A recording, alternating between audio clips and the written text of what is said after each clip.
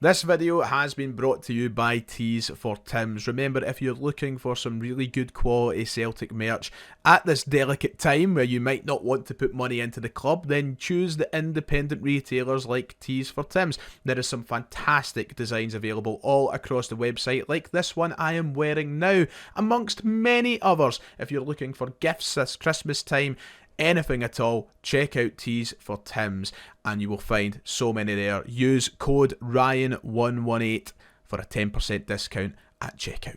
Talking about Celtic is a bit like a roller coaster at the minute, and that's not the analogy you think it is, because that would imply there's been a lot of ups and downs to talk about, and quite frankly this season that isn't the case. But by roller coaster I mean that in February felt like we got to the top of something. It felt like we were rising and rising and rising, and we got to the top of this roller coaster. We were all together in this one big cart thinking, what comes next? How excited we were to see what came next from this roller coaster. And since February, it's like the cart started going down and it hasn't stopped. It's just been down and down and down and down, almost as if we're on a cart to hell. That's how bad it's been since February. And over these past few days, it feels like we've reached boiling point. So this lifeless roller coaster that we're stuck on doesn't feel like it's ending anytime soon. And we have to talk about that.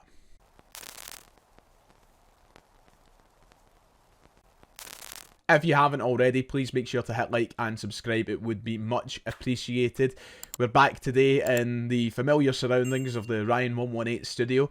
And sadly, we have to talk about Celtic once more. If it was up to me, I would just turn everything off and we'd wait until we're good again. But that's not how it works here. We have to do it through the good and the bad. And sadly, right now, it's pretty bad. So let's talk about that. Here's a quick reminder of the league table right now. Celtic are now 5 points behind Hearts in the Scottish Premiership, following their defeat to Dundee at Dens Park on Sunday. It doesn't look great, and of course, if Hearts beat us this weekend, we could fall to being 8 points behind Hearts. And I think a lot of Celtic fans will tell you with a straight face right now, they don't have a lot of confidence of heading to Tynecastle and getting a result this weekend. So it isn't good. And then if you have a quick look at the Europa League table right now, 2 match days in, and of course with match day 3 on the horizon this week, Celtic have 1 point to their name. They've failed to win in any of their opening 2 games, and in fact we sit behind our next rival, our next team in Sturm Graz, and things just don't look as though they're getting any better. So we're not well placed in the league right now. We're certainly not well placed in the Europa League right now for the standards that we set ourselves long ago. Yeah, it's just not a good time to be a Celtic fan when you're talking about results. We can't seem to get them. We can't seem to put performances on the park. And of course, a lot of questions have been asked about the manager, Brendan Rodgers.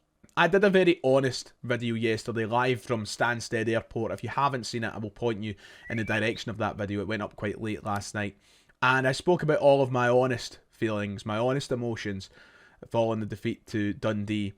And I spoke about Brendan Rodgers' position as manager. I made it perfectly clear in that video. I'm not going to sit and hound the guy and ask for him to be sacked. I don't think that's ultimately what's going to happen or be what should happen right now. But I did say that we aren't far off having a serious conversation about it, at least on my channel. I think that the poor performances, the poor tactical awareness has to be acknowledged, and something has to change. But Dundee was a chance to change that, and we didn't take it. So all these conversations that are starting now, I would say are well within their right. You know, I wouldn't moan at someone. I wouldn't pull somebody up for saying they think Rodgers should go. If you have that opinion, I quite frankly don't blame you. And I think if things keep going the way they are, we're going to probably see a unanimous opinion from Celtic fans that sways in that direction. But for now, everything's up in the air. Celtic's season is sort of up in the air. I'm still confident we can win this league title, but it is nowhere near a guarantee. I tell you that. And of course, you guys have got a lot to say. So typically on a Monday or Tuesday night, I would do a live stream, a Q&A stream that would last around half an hour, and I would get all of your live thoughts and questions and give you my opinions to it. Sadly, I'm still having some connection issues with the new PC, which means live streams are still pretty much out of the question. So until that is sorted, I decided, well, let's just do a video with your opinions. Let's pre-record something, get some of your questions, your opinions in, and I will answer them here, because I think this is a time more than ever where it's good to hear what other people have to say. It's good to hear what my viewers, my subscribers have to say in regards to the situation Celtic find themselves in. It's quite funny because folk from the outside look at this as this grand meltdown, and that we finally, saw some opposition rise above us in the league, and we're all losing our marbles over it. But I don't think it's, in relation to that. I think it's more the bigger picture. Everything that's happening at the club behind the scenes with the board, with the performances on the park. I think Celtic fans could accept being in second if we were just playing well, if we were at least looking after the football club. But it feels like all of that has gone away. So, yeah, some people might look at these sorts of videos and these sorts of opinions that I'm getting from the fans and point and laugh at it, but these are very serious conversations that Celtic fans are having right now. And it's because of the expectations that we set ourselves. It's because of the standards that Celtic themselves have set over the past 10, 15 years. We don't want to let those standards slip. And quite frankly, a lot of supporters are scared that we let those standards slip. So I put up this post on the channel community section earlier this afternoon. Thank you for all your points. I've selected about 10 from the comments section so that we're not here all day. I understand that there's so many more than that and still some piling in. So apologies if I don't get to you. We can revisit this if we need to as well. So let's get tore in. Let's look at some of the opinions and let me tell you what I think. Because at the end of the day, this is one man's channel with one man's opinion. But it's nice to hear what others have to say. Okay, let's start with Luke then, who has 2 points in his comments that he wants us to consider. First of all, do you think that these next 3 games are pivotal for Rodgers in terms of the trust with the fans? And also, what does the January window realistically look like with Brendan Rodgers potentially leaving in the summer? And of course, considering his current relationship with the Celtic board. Let's start with the first part and let's just look at Celtic's next 3 games. Of course, Sturm Graz on Thursday in our 3rd game in the Europa League. Hearts at Tynecastle this weekend, and then Falkirk next Wednesday in a late kickoff. And even if you just look beyond that, I know he asked about the next 3 games, but the 4th game that Celtic play will be that League Cup semi-final against Danny Roll's Rangers. These are huge games coming up, and I don't want to sound like a broken record because I did mention this in last night's video, but I think this stretch of games between now and the next international break are going to be defining for Celtic and Brendan Rodgers. I don't think that Brendan Rodgers will necessarily lose his job if the next 7 games go well. I just don't see the board sacking him, if I'm being completely honest. But I think in regards to fan trust, which was the point of the question, this next 3 games, 4 games, 7 games, whatever it is, I think determines whether or not he will have a rallying support from the wider Celtic support. I think that if we are out the League Cup, if we lose at Tynecastle, and we certainly don't start winning in the Europa League, I think that we're going to see a big amount of the fans turning on him. And that's not necessarily saying I'll turn on him, or that's not necessarily saying that I know people that will turn on him or anything like that, but I think we're already seeing the negativity and the anxiousness coming in. If we don't do well in these next 4 games in particular, and we're out the League Cup especially to a Rangers side who are a mess under a new manager, I think big questions will and probably should be asked. Let me just cut to the chase. Should be. We cannot justify losing to Rangers again. So, yeah, it's a huge few games. In terms of the January transfer window, I think it's impossible to tell what it'll be like. I think that the Celtic board will go out to try and appease supporters. I'm going to be quite honest. I think they'll make a couple of signings that will be a kind of like, oh, look at us, we're spending money. And it won't matter what Brendan Rodgers' situation is. But it's so hard to tell. I don't think Brendan Rodgers will have a lot of control, especially if he knows he's off. Yeah, that's a really, really difficult one. But the first part of your question, I think, is the thing that we need. Honestly, for as bad a state that we're in right now and as bad as this squad is, I can't even begin to think about January when we have all these games coming up that we simply need to win. Messi Hit is up next, and he asks, can we trust a manager who hasn't made his intentions of signing a new contract obvious by now? And who is at odds with the board to sign players in January? The board will spend. So I think the last part is just a general statement. I think Messi Hit believes the board will spend in January, and as I said, I think they will as well. How much? I don't know. Once again, I don't have the answer to that question. I don't know who'll be responsible or who'll be in charge of greenlighting signings in January, especially if Brendan Rodgers is off. Will he have a say? He probably will, but how big a say? Don't know. Let's go back to the first part here. Can we trust a manager who hasn't made his intentions of signing a new contract clear? I think we need to remember, and this is, I don't want to just sound like I'm defending Rodgers here for a minute, but I think we need to remember that the Celtic board haven't done enough to persuade Brendan Rodgers to sign a new contract. And also, I'm not going to call anybody liars here. I'm not going to say that I know who's talking the truth and who isn't. But Brendan Rodgers did clarify to the press that he hasn't been offered a deal. So if there's no deal to sign, then Brendan Rodgers doesn't really have anything else he can do here. So in the point of can we trust a manager who hasn't made his intentions clear? Rodgers, let me just make one thing clear. Rodgers has made his intentions clear. He said that he would love to stay at Celtic. He's been on, go and look it up. Go and watch my videos. There is quotes. He would love to stay here. Whether you choose to believe that or not is a different story. But what else can the man do? If he's coming out in public and saying, I'd love to stay here, but I haven't been offered a contract, there really isn't anything else Brendan can do. Especially when Dermot Desmond is essentially never present at Celtic Park. So, listen, I trust Brendan Rodgers. That doesn't mean that I think he's doing a good job at the minute. I don't think he is. I think he's performing well below his expectations and what standards are required to manage Celtic. But I trust him. I don't have any reason not to trust him. And the contract situation seems out of his hands right now. So, for as annoying and as messy as it is, I don't think that Brendan has a whole lot of control in it right now. And if he did, I think we would be a lot closer to hearing something. And nobody really knows what's happening. So, I don't know who's to blame there.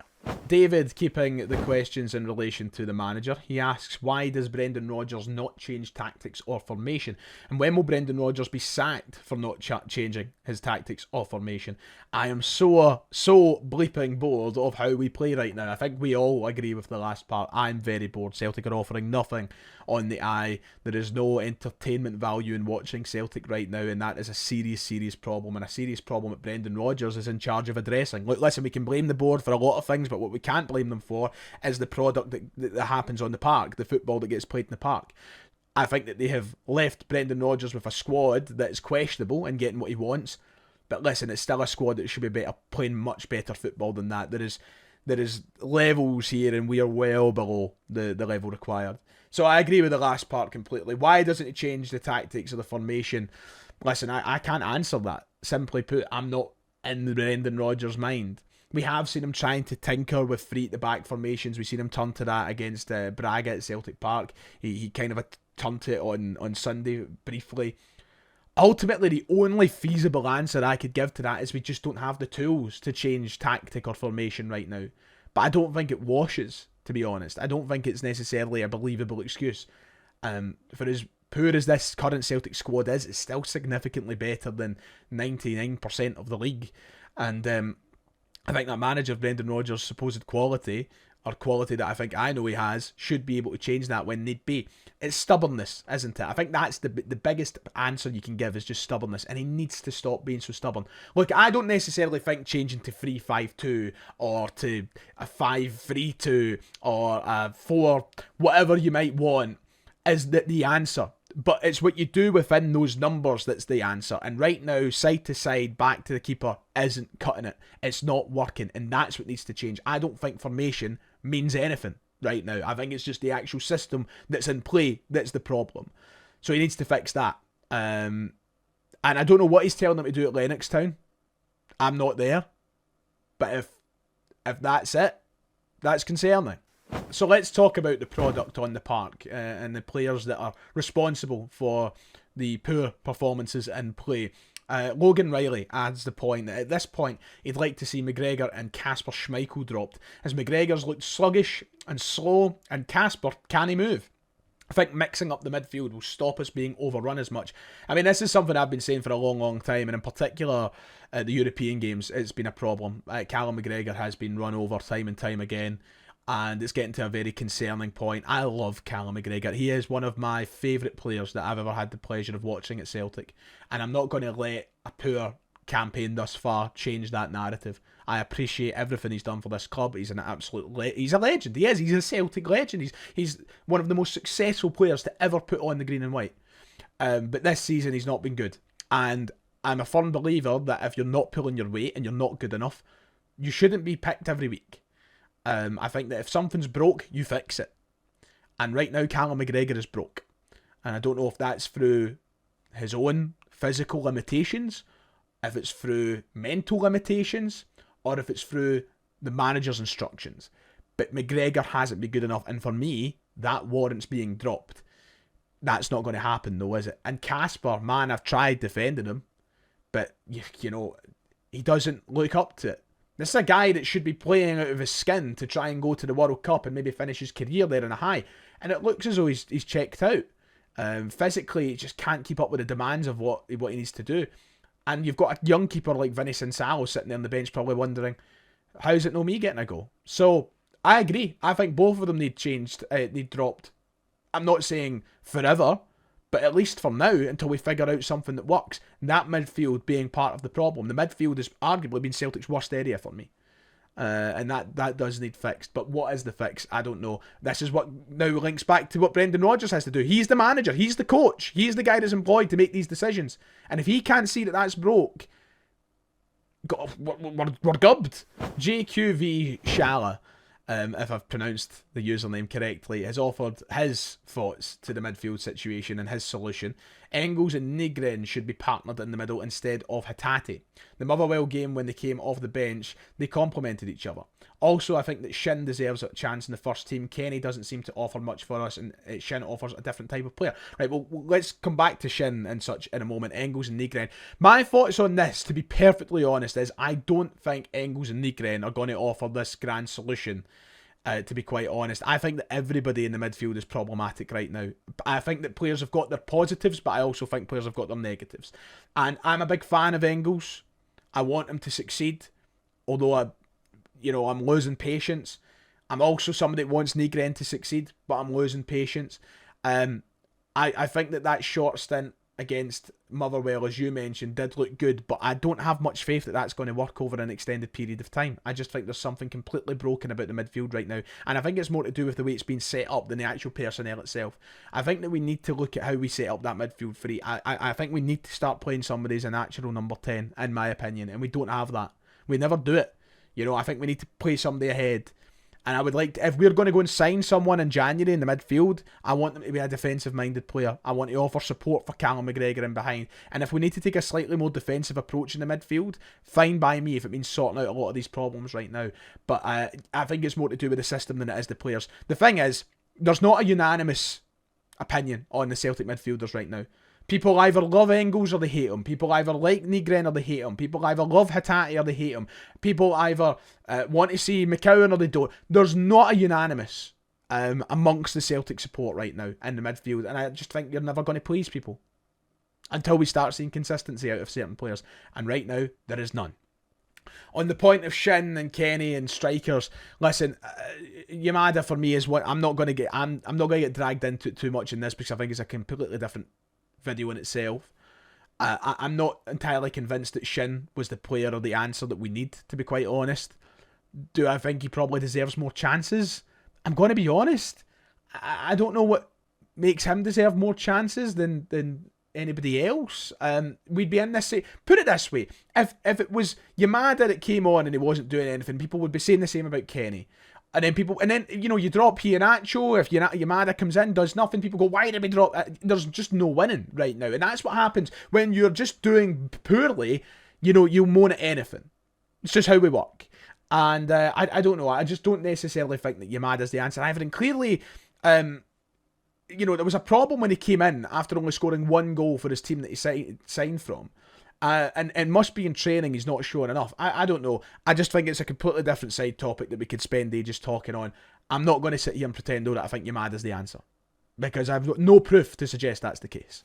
In relation to that, Harry has added the point that it's embarrassing we're still seeing the likes of James Forrest being brought on early in games when you've got like Balikwisha sitting on the bench and not getting a chance. And I agree with that. I do, 100%. However, the only thing that I'll add to that in playing devil's advocate is that, Balikwisha after a couple of games was already getting slaughtered off sections of the Celtic support. People were calling him a waste of money. So once again, it's all depending on what the narrative chooses to be that week amongst supporters. I don't think there's any winning. You're either going to please folk or you're not. I don't think anybody has the answer right now. And I'd imagine the coaches feel as hopeless as we do in trying to make these decisions. But I agree. Forrest being relied upon in 2025 is pathetic. It really, really is. And honestly, I can't really excuse him getting in the team ahead of others. So what changes moving forward? We've got Aiden coming in first. And of course, this has been the one that's spoke about the most these last few days. It feels like everybody's banking on Ange returning next season. But if we didn't get him, who do you think would be the front runner for the job? Let me just come to the second part first. I don't know who the next Celtic manager will or should be. Ultimately, I'm not the guy that's paid to make that decision. There's managers and coaches out there that I admire. Do I necessarily think they're the answer for Celtic? I don't know. I don't. The first guy that comes to my head is Kieran McKenna of Ipswich. I'm a huge fan of Kieran McKenna. I like his football. I like his attitude. I like his philosophies. I thought he was very unlucky with Ipswich in the Premier League last year, considering the financial limitations. And of course, he's been bigged up by a lot of people at Manchester United for his coaching abilities. I like the look of him. He would be my first pick, but I know he's not going to be universally a first pick. The guy who seems to be right now is Ange Postecoglou, and everybody's banking on him being... I don't know why everybody thinks Ange is going to come back. He doesn't strike me at all as the sort of character or individual who wants to return back to a job that he's already done. I think he wants something fresh. By the sounds of it, he might even be looking to leave the UK. I don't know if England's maybe just scunnered him. Maybe he is eyeing up the Celtic job. Once again, how am I meant to know? I don't know Ange Postecoglou, and I don't think anybody can pretend to be. So even in me speculating that it looks as though Celtic might not be where he wants to go back to, I don't even know that. But I just don't think Ange should be the answer either. I'm making it clear right now, and I think I'll run with this narrative to the end of the season. I'd be happy with Ange coming back. I wouldn't complain because he's a great guy, great individual, and I loved his time here at the club. But my God almighty, one of the things that we are protesting is how the lack of imagination that exists at Celtic, the staleness that exists at Celtic. And for us to go back yet again to a former manager. Since 2010, Celtic have had Neil Lennon, Ronnie Dyla, Brendan Rodgers, Neil Lennon, Ange Postecoglou, Brendan Rodgers, and we're talking about going back to Ange Postecoglou. To have three of the same guys come back for a second tenure in over 15, or it will be 16 years for me, is just part of the problem. And I know his football's great, but he's been here before. The board have worked with him. I don't think it forces any changes to how this board works. I think he'd be content with keeping on some of the staff as well. I just want freshness all round if Rodgers goes. And for me, that means not going for Ange. Should he be considered? Of course he should, because if there isn't better candidates, then you go and get them. But I also think we should be acting as this big club and moving forward. No other clubs in the world keep going back to old managers. You get the odd example like David Moyes ending back at Everton and things like that, but I ultimately truly believe that we need to be a bit more creative. And I love Ange, I love him to fucking bits, but I just want something different when Rodgers goes. I really do. Which links into this. I think it's quite good because I'm talking about freshness. As of right now, would you want Rodgers to sign an extension? Lewis says at this moment he's completely against it. I think we need new ideas in the boardroom, but we also need freshness on the pitch as well, which adds on to my point there. I think we do need a freshness on the pitch. And right now, if you asked me 2 weeks ago, I would be unapologetically, I would be undoubtedly in the camp of I want Rodgers to stay. Right now, I am second guessing that. At this exact moment in time, I am not. He'll go with my best wishes. He'll go with all my appreciation for what he's delivered across both spells at this club. But I am not against the idea of change. I honestly kind of probably lean to it. But I'm not totally against Rodgers extending if he can improve. If he can't improve, then of course not. If things keep going the way they are, then yes, it's time for change. We need to usher in change. But if he can... Listen, if there's a world in which Brendan Rodgers gets us back to playing the way we were between August and February last year, yeah, of course. I'd love him to sign an extension. I just don't think that'll happen. But I do agree with Lewis. I think we need freshness. I think we need a real freshness everywhere in the club. And that's something that will probably be spoken about more realistically towards the end of the season rather than the 21st of October. So a couple more just to finish up very quickly. We're coming back to the point of Callum McGregor, and I thought I'd tie this in because we're talking about freshness. Rayan says that he thinks that Callum McGregor is the biggest problem in the squad right now. He truly believes that. By far our worst player this season, constantly goes backwards and sideways and gets bullied off the ball. Captain Callum needs dropped. It's such a big call and a big decision to drop your captain. You never know how it's going to impact the team both on and off the pitch, and I don't think it's one that Brendan Rodgers can make very easily, but I think it's one he has to consider. Even if it's just temporarily. We've seen it happen at bigger clubs. We've seen it happen at Manchester United when they dropped Harry Maguire all those years ago. We've seen it happening across the continent countless times. Is it time for Celtic to truly consider that? I think it needs to be. Especially after, we'll see how Sturm Graz goes, but my God almighty, he's on thin ice, Callum McGregor.